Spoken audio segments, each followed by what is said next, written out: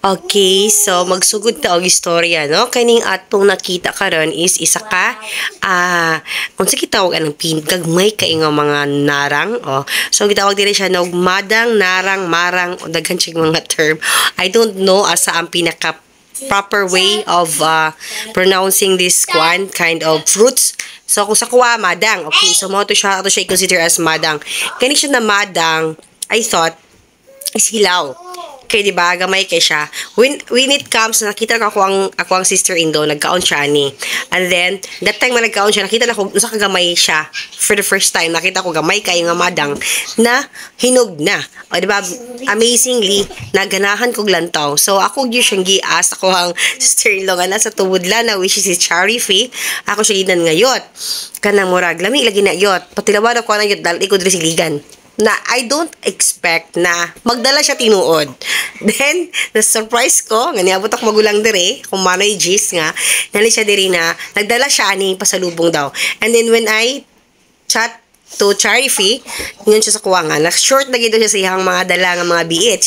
So, actually, na siya mga dala nga mga BH nga, there other, so klase-klase. So, ang natagya sa kwa is, which is kaning atong madang bonsai. Mura siyang bonsai. Oh, yeah. That's the word. That's the term. Bonsai na madang. Kamatay jud kay siya as in sa actual. Very, very small.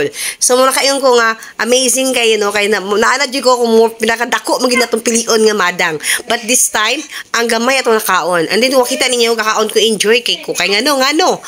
Super tamis. Agay, nakaingon yun ko nga lakanig. Okay ra ko magkaog balik-balik. Ingon ani po siya katamis permente. So, ganahan kayo ko gakaon ani nga tam. Kaya gano, katong last time nagkaon bitaw kong madang, ay, tinuod bitaw ato, dili, wagi ko ganahi ato kayo. Kaya gano, it's because, dili kay siya tamis. So, tabang siya. Giguan ta na lang ako kaon kay, malingaw na lang may patagkaon-kaon, no, panagsano kay, talagsa na po kakaon ng madang kay, season rabi po di siya nga prutas. So, pero na nga, akong i-share sa inyo nga, kung gagmay di siya, no, more on, dako ang chances nga, tamis ang inyong gikaon. Tamis ang inyong gikaon kay tamis ang karang gagmay, more on gagmay nga kan, tamis ang nadang.